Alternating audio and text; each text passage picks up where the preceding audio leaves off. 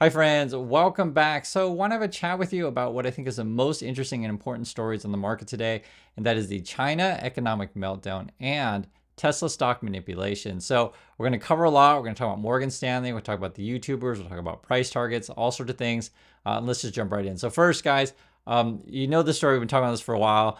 The big October 10th announcement in Tesla's robotaxis is coming very, very soon. And the basic gist of why this is important is you have to come up with some sort of vaporware, some sort of reason for people to keep buying the stock, even though things look bad economically. What do I mean by look bad? So check this out. So first, this is Morgan Stanley, and we're going to talk about Morgan Stanley in this video also. They're cutting their price targets and downgrading GM stock, Ford stock, basically U.S. automakers, and they're saying basically, car stocks is not where you want to be. Let me read a little bit of this, and you'll understand even more.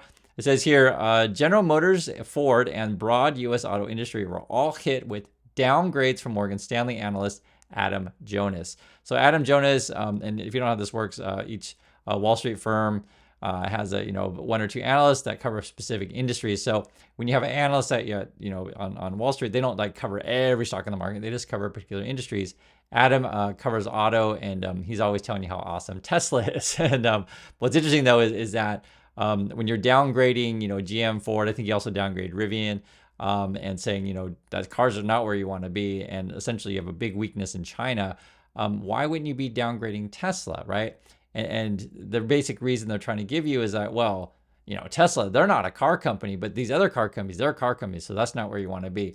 And so this is sort of why they have to keep pumping up the robotaxi event or energy or whatever, Tesla or Elon Musk are doing, be it rockets or whatever, because they know, and it's hard to tell people that the situation is bad in China and no one's going to be buying cars, or for that matter, American cars, because then you get run into the issue where Chinese companies are becoming more competitive and more successful. Let me read some of the risks that Jonas describes. He says, we're talking about China here, and I hope this stuff makes sense to you.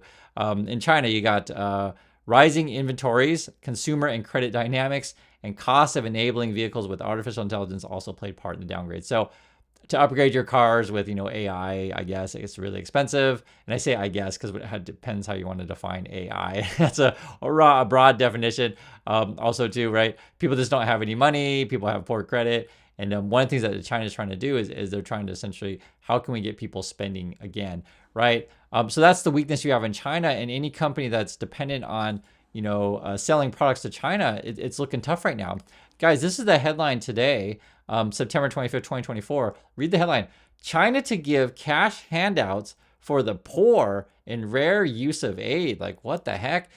It is that bad. And, I'm in Korea right now, so I'm not on the ground in China, but I see these headlines and we feel sort of like, how can I say, secondary or connected results of what happens in China, because there is a lot of Chinese money that comes here to Korea, be it in real estate, be it in companies, etc. Actually, BYD is coming to here to Korea. I haven't seen a BYD yet in person, but I'm looking forward to seeing one. But however, this is like every time I flip over to the China news, we hear about the meltdown in real estate, and now now it's just like handouts to everybody. Evidently, bankers, poor people, real estate investors, stockbrokers, stock hedge funds, all these kind of stuff.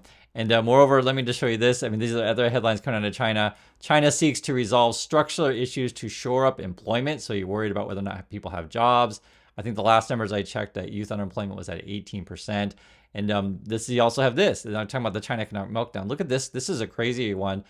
Top Chinese economist disappears after criticizing Xi Jinping in private chat report. So I guess they were chatting on WeChat, so it's like a messaging service, or like like a WhatsApp or Facebook chat or whatever.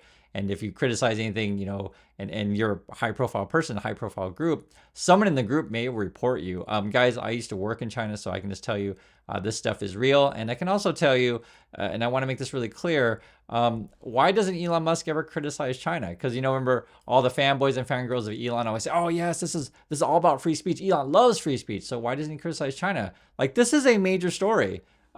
Just imagine this, guys. If this happened in USA, if this, just for example, a professor at a good university, or professor at a think tank or whatever, that says, "Hey, I disagree with Biden's policy on this, or I disagree with Trump's policy on that." criticize the president, and then suddenly said professor or researcher just disappears. Like that kind of stuff doesn't happen in USA, not like it does in China. I don't want to make light of it. I mean, I'm laughing. I'm just saying it's like, just understand that there are wide differences in freedom of speech. And even here, guys, I'm on YouTube every day. I can pretty much say anything that I want and, talk freely about these things. And I just point this stuff out to you because I want you to understand the dangers involved with this stuff. Also, too, we're talking about a lot of money, talking about government money, Wall Street money, foreign investment money from all around the world. And so, this is sort of why, how can I say, people don't like it. If you challenge any kind of narrative that has to do with this kind of stuff, because there is so much money involved. Another one to go over, and when people say, well, Chris, you're just so dumb, why don't you work on Wall Street? You're just too stupid. Everyone on Wall Street, they're so smart, and that's why they're there. And it's like, how to explain it to you is like, I could have worked on Wall Street. I just don't want to, because there's a lot of practices there that I don't feel comfortable with. And so not everyone, wants to pump up and tell lies all day, every day. Not necessarily everyone on Wall Street is doing it, but I'll just say it can be quite egregious. So let me give you an example, and I have to, sort of give you a historical context so you guys understand these things. So this was back on November 7th, 2023. So basically a year ago. And this is one of the Tesla stock promoters. His name is Sawyer. He promotes this stuff on his Twitter, which is, owned by Elon all the time. And this was back again a year ago. Morgan Stanley's Adam Jonas releases a new Tesla note. And at that time, Tesla was trading at $215. Okay. And I'll just tell you that the price target they had was actually 380. So they were saying it was going to go from 215 to 380. And they were comparing Tesla to the iPhone. So this is what the quote was here.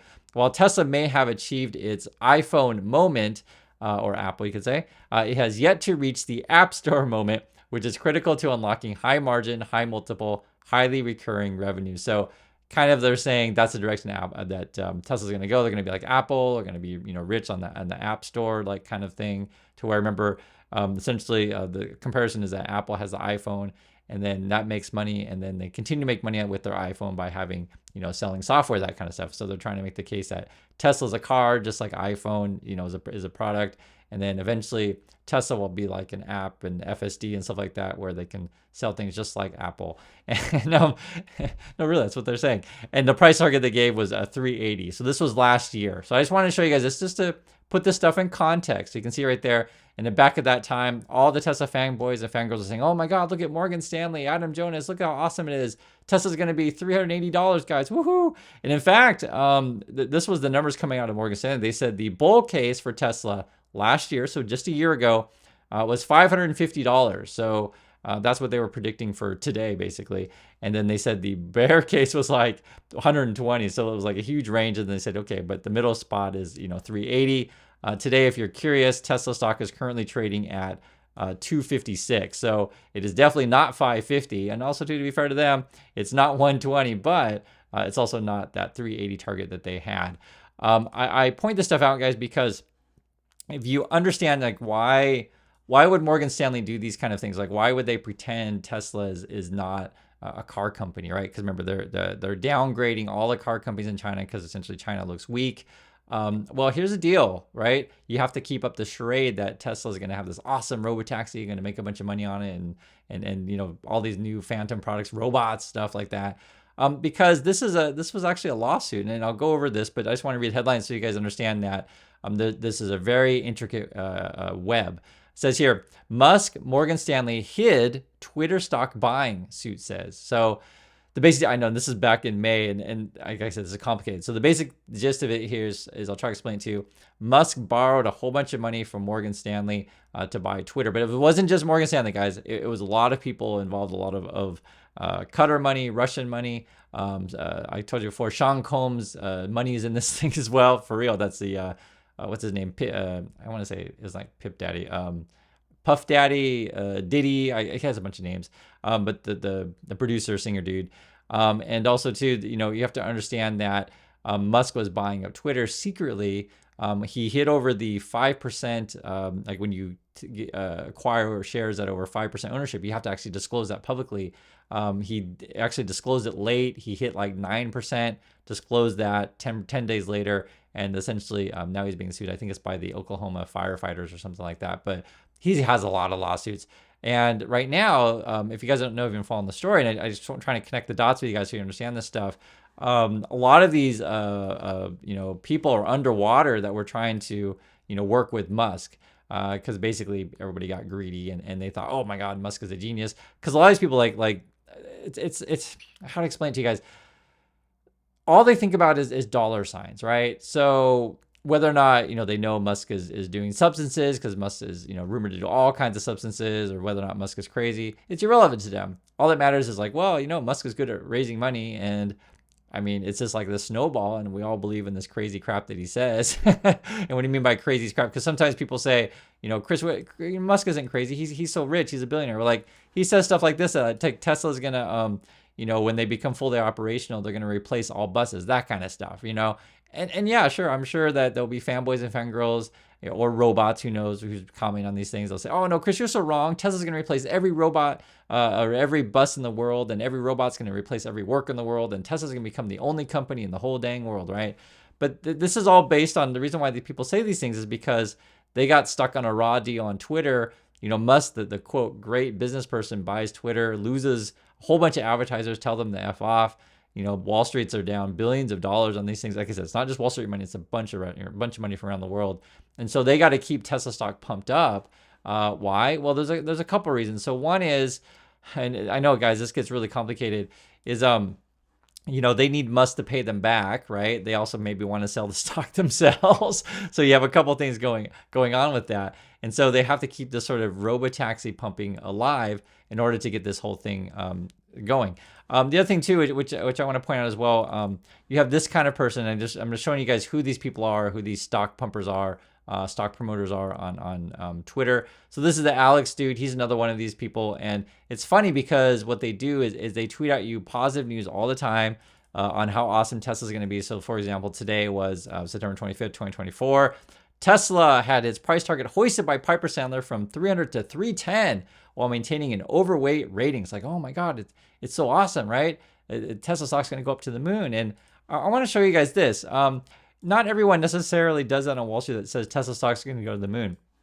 These are all the price targets regarding Wall Street. And so what I always tell you all the time regarding any of these things financially is just look as much information as you possibly can. You'll know you're watching a pumper channel if they only ever show you the most positive things ever and they completely ignore things. So for example, these are all the price targets on Wall Street currently, not just some, all of them. So as you can see, there's only really two that have an upside on Tesla according to Wall Street. That's Piper Sandler and Morgan Stanley. And I think they have the identical price target at 310. I see it right there. Other ones on Wall Street are more like low 200s, and then you have some at like 120. But this could be generous, right? Because if you look at just the numbers of Tesla, their PEs, their PEGs, all these things are grossly overvalued. I'll leave this up on the screen. You can pause it. But the basic gist of it is like, guys, if you believe that you should pay attention to how much money a company makes, right? If you believe that's connected to the stock. So I believe that. I think that's a good way to do things. But I also understand that many people just think of the stock market as being a big Ponzi, meaning that you make money on stocks if you convince other people to buy your stock. And that's all it is, right? It has nothing to do with earnings, has nothing to do with like your business model. It just has to do with selling the stock. And you can make money doing that stuff. People do that. That's part of Wall Street. But it is a risky bet when you're going off that kind of world. So that's why I show you these kind of numbers. This is again PE ratios. You want to look at that. That's the price of the stock compared to how much a company earns. Or you can look at PEG. That's essentially like the price to earnings growth. Essentially, your PEG you want to be at 1. This gives you just a rough guideline. So this would suggest, if you look at PEG of their most recent numbers, that Tesla stock is 67 times overvalued because the PEG is like really high at 67. Or if you have a PEG at 7 looking forward, that would suggest 7 times overvalued because you want your PEG to be around 1. The other issue as well, and guys, like I said, I try just my best to show you everything. And I know it may not be fun to talk about, but it's the truth. Warren Buffett keeps selling stock. So before we heard that he was selling Bank of America, we know he sold a whole bunch of Apple. I just saw this report today. This is September 25th. It says, whoops, I have pulled up here. It says Warren Buffett, Berkshire Hathaway keeps selling more Bank of America stock. And I read into the details of this stuff. and it was saying like he sold 10 out of the last 11 months. Yeah, right here it says, or weeks, not months, sorry, weeks. Berkshire has sold Bank of America stock in 10 of the past 11 weeks starting mid-July, unloading a total of 218 million shares and earning 8.9 billion on those sales. So, why am I showing all this stuff? I just want you guys to understand how the market works. Please be careful. I also want you to see this kind of stuff. If you haven't seen this movie, I've recommended it several times. It's called Bitcoin. It's on Netflix. Just understand sort of how scammy people operate and think. Also, please see this movie if you haven't already. It's called Margin Call. This is a great movie. It covers the great financial crisis, and you'll get a sense of like how Wall Street will lie to themselves and lie to their friends. And the most recent thing, which is kind of interesting, we're talking about liars and corruption and stuff like that. Elon Musk has been tweeting this out just yesterday. This is Elon Musk on September 24th, 2024. Elon Musk says, "My companies are actively looking for ways to invest in and support Argentina." And it was funny because when I was thinking about this, I was like, okay, I guess that's your exit plan. Like if you find out like maybe the candidate that you want to win because he's supporting Trump, maybe Trump doesn't win the election, and you're like, oh my God, I could be in real trouble here. Argentina might be an attractive country for us to live in. You never know, because this is real, guys, and this is why I show you this kind of stuff. If you are a car company, so Tesla's a car company, and you got competition like say BYD, and they're looking pretty strong, right? Or even have competition like NIO, and they're also looking strong. And I told you guys before, we live in Korea, so we've seen the Korean manufacturers, and you can find my videos on that. We talk about this stuff. It looks really, really tough for Tesla to go forward. They just don't have any new products. And yet I guess they're going to try to pump again the robotaxi fantasy. And guys, I want to just also tell you this. This is a thing that's been a big story here in Korea lately. Morgan Stanley is facing, insider trading claims. The basic gist of it is that they were putting sell orders in for a chip stock. So we actually have the stock, a Hynix stock, but they were putting in these orders, and then like 2 days later, after they've already put in their orders, they release reports to basically sell the stock. So it's manipulation. So it's kind of similar to where like, Morgan Stanley, they'll say bad things about GM and say don't buy car company stock. Yet they'll try to sell you Tesla, or try to sell you Tesla stock because they'll say, oh, but Tesla stock isn't car company. So that's why it becomes ridiculous. So I hope all this stuff kind of makes sense. How understanding China economic data, understanding what Wall Street's saying, understanding what people say on social media, and also understand like sort of how to put all this stuff together. And I try my best to do this, guys, for you every day. So if you like this content, please subscribe, and I'll check you out in the next video.